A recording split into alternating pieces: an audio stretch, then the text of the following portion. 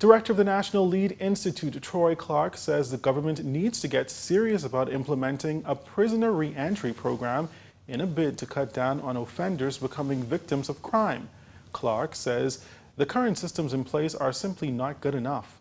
From our perspective, the current crime situation is the way it is because there is not a holistic, collaborative approach between, I would say, corrections, law enforcement, and the judicial system, as well as the community stakeholders. We cannot work in silos to actually administer programs and services, whether they're preventative, intervention, and rehabilitative, unless we have all the stakeholders on one accord moving toward a single goal of crime reduction and recidivism rate reduction.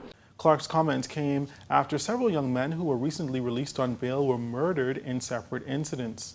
At a murder scene yesterday, officer in charge of the Central Detective Unit, Chief Superintendent Solomon Cash, again urged people out on bail for serious crimes to stay at home or risk the chance of being killed. But outside Cabinet last week, National Security Minister Marvin Dame said the problem is much bigger than telling people to stay inside, and Clark agrees. Those individuals, maybe new condition of bails need to be placed on these individuals, not only tracking and monitoring, but supervision. And when we talk about supervision from a community correctional standpoint, every individual who are placed on bail should be placed in some form of program.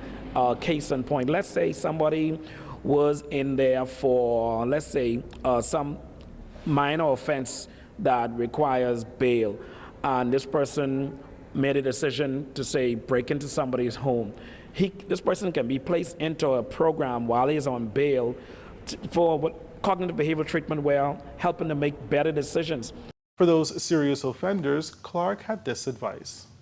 In the other case of individuals who are given bail for who have been what we call repeated offenders, those individuals probably need to be taken out of the community and be relocated into another community, because if we cannot guarantee their safety, because every individual is innocent until proven guilty by the court of law, then we're going to continuously have this hemorrhaging of retaliatory killings.